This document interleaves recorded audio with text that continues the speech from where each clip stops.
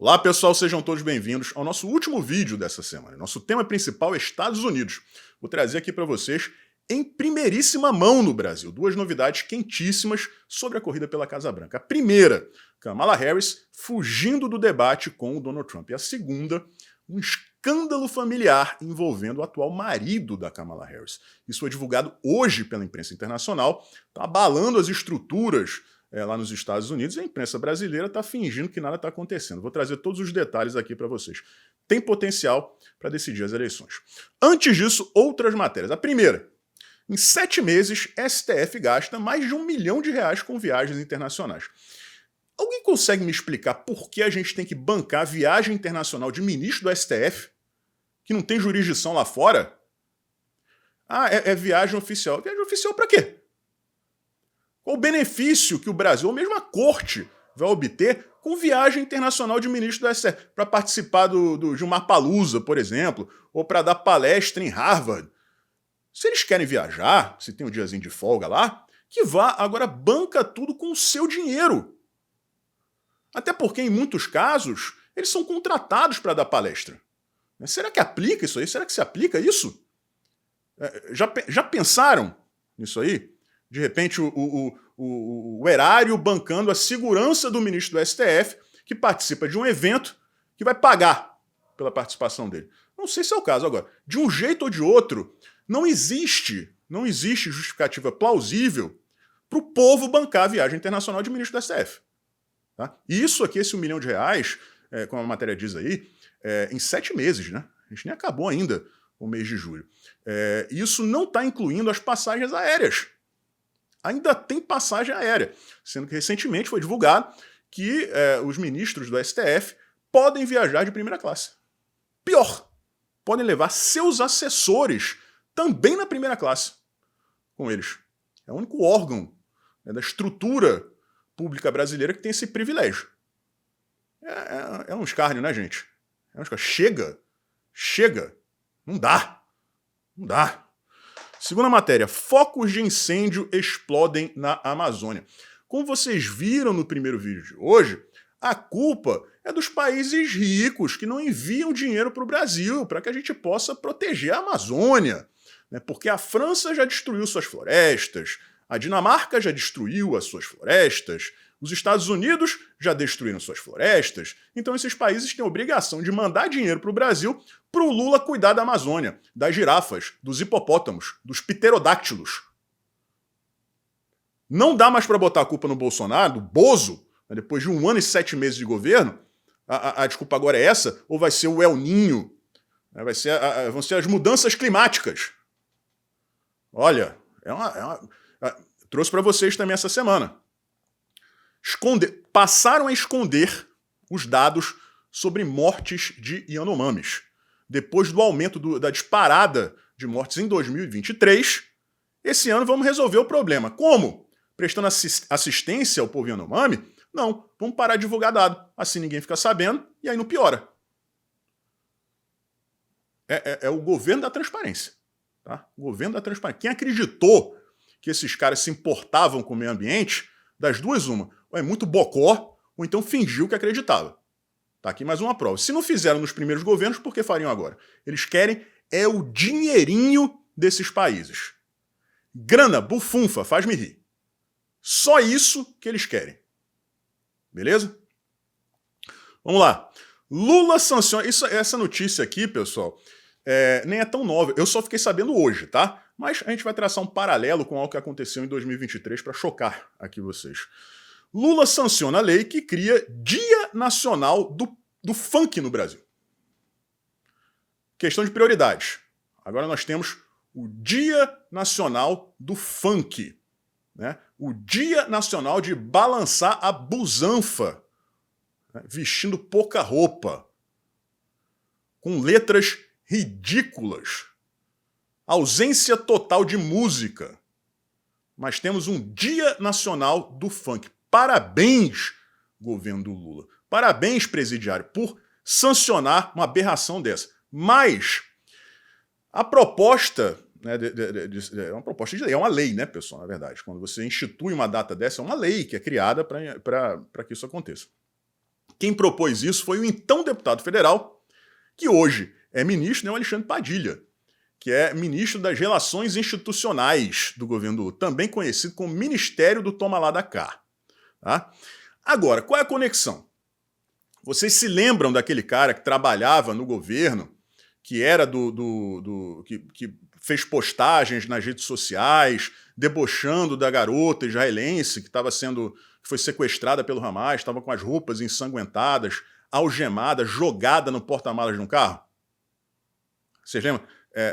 Said não sei do quê.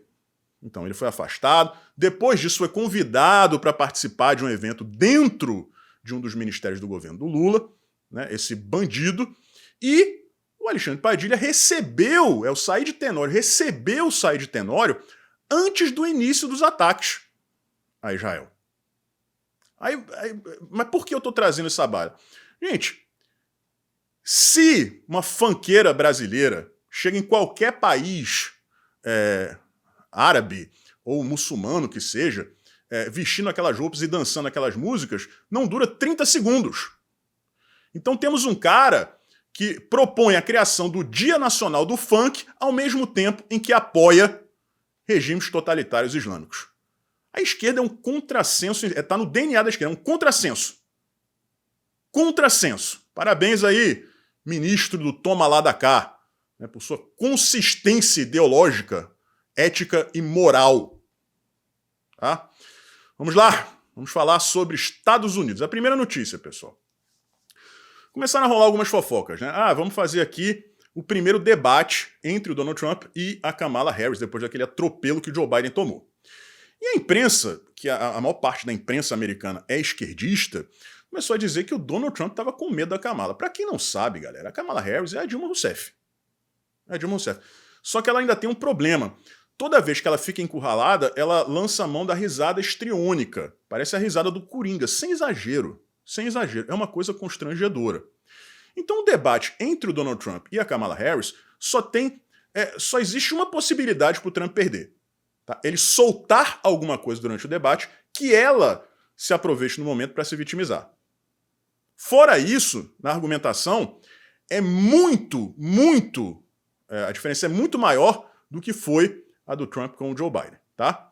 Só que aí o que aconteceu? A campanha do Donald Trump entrou em contato com a Fox News, que é uma mídia de direita, conservadora, apesar, né, de praticamente todos esses grandes veículos de informação americanos pertencerem ao mesmo grupo, né, aquele grupo BlackRock, né, todos eles, no final das contas, pertencem à mesma holding, tá? Mas os editoriais são diferentes. E aí, a Fox News, né, foi acionada pela campanha do Trump e entrou em contato com a campanha da Kamala Harris para fechar o debate. E aí o que aconteceu? Ela regou. Ela não quis fazer o debate na Fox News. Ela só aceita debater com Donald Trump se for em uma mídia televisiva de extrema esquerda. Se vocês pesquisarem, é a primeira vez que um candidato democrata se recusa a participar de um debate por causa da emissora. Todos os outros candidatos democratas debateram na Fox News. É a primeira vez que isso acontece e isso diz muita coisa sobre a Kamala Harris. O que diz muito sobre ela também é uma notícia que eu vou trazer aqui para vocês agora, que eu já postei no meu Twitter, gerou alguns comentários ali, que a gente vai discutir isso em detalhes depois da notícia, tá? Questão da guerra cultural. Seguinte, foi divulgado pelo Daily Mail, hoje, que o atual marido da Kamala Harris, ele já tinha sido casado anteriormente, ela é a segunda esposa dele, e ele tem um casal de filhos desse primeiro casamento. Foi divulgado que ele traiu essa primeira esposa com a babá da filha, quando ela era pequenininha. Ela já é grande, é uma adolescente grande. Ele traiu a primeira esposa com a babá da primeira filha. E, para piorar, ele engravidou a babá da filha. E não foi assim, uma vez que eles tiveram relação, não. Ele teve um caso extraconjugal com a babá da filha e a engravidou. Tá? Tem como a Kamala lançar a mão disso para se vitimizar? Não, porque eles só se conheceram depois desses fatos. Tá? Então, não tem como ela se beneficiar disso aí. A questão é É um escândalo familiar. E existem ainda pessoas, galera, isso é importante que todo mundo entenda, que estão em cima do muro, que prezam por isso. Muita gente nos Estados Unidos. Então isso faz diferença. Principalmente a maneira como a Kamala e o marido vão reagir a essa revelação. Isso é mais importante ainda do que a notícia em si. Se eles conseguirem administrar essa questão, beleza, o prejuízo vai ser pequeno. Agora, se não conseguirem, se ignorarem ou não, né, não conseguirem manipular ali a narrativa de uma maneira favorável, isso pode decidir muitos votos. Tá? E, no final das contas, decidir a eleição.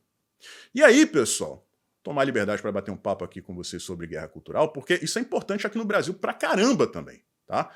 Porque eu postei essa notícia no Twitter e nem fiz comentário. Um escândalo, porque não sou eu que defino se isso é um escândalo ou não. Não são vocês que definem se é um escândalo ou não. É a repercussão que o fato toma após a divulgação que vai decidir, né? Se pode ser um traque ou então pode ser uma bomba, pode ser um escândalo. E é isso que está acontecendo por lá, um escândalo. Aí eu postei.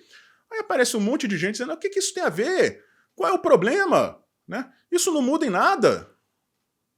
Gente, os caras estão infernizando a vida do Jair Bolsonaro há 2 anos por conta de carteirinha de vacinação e joia. Detalhe, 2 mentiras. Aí a direita vai abrir mão de explorar fatos que podem trazer prejuízo à esquerda, sendo verdade. Ah não, porque isso aí, para mim, não interessa se para nós isso é bobagem. Não interessa se a gente... Talvez a gente ache que isso não vai ter essa repercussão toda. Não tem como saber, então tem que tentar. A única regra que deve nos separar da esquerda é a seguinte: eles mentem, eles exploram mentiras. Nós temos que explorar tudo que seja verdade, sem abrir mão de nada. Não tem como a gente prever o tamanho do prejuízo que aquilo vai causar na esquerda. Então tem que sair explorando tudo. Esse é um caso. Eu, Ed, podia chegar e falar assim, ó, pra mim isso é normal, porque eu fiz a mesma coisa. Não fiz, tá, pessoal? Eu fiz a mesma coisa, então pra mim... Mas não interessa. Eu tenho que pensar que isso pode prejudicar a esquerda, é verdade, isso pode prejudicar a esquerda, e tem muita gente lá que vai ser influenciada por isso.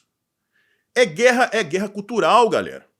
Vence a guerra cultural quem domina a narrativa. E a gente não pode deixar eles respirarem. A avaliação, se vale a pena ou não explorar isso aí, não é minha, não é de vocês. É da repercussão. A gente só vai saber depois. A nossa obrigação é cair de pau em cima de tudo, sem exceção, repito. Não sendo mentira, como é o caso deles, tem que cair de pau em cima de tudo. De tudo. Isso aqui...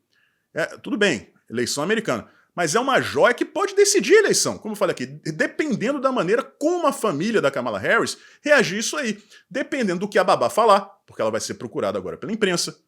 Detalhes sórdidos, talvez. Para você provocar isso aí, você tem que incendiar a opinião pública. Porque, eventualmente, a babá pode chegar e pode dizer, olha, o negócio tá bombando aí, mas eu não quero dar entrevista, não quero me manifestar.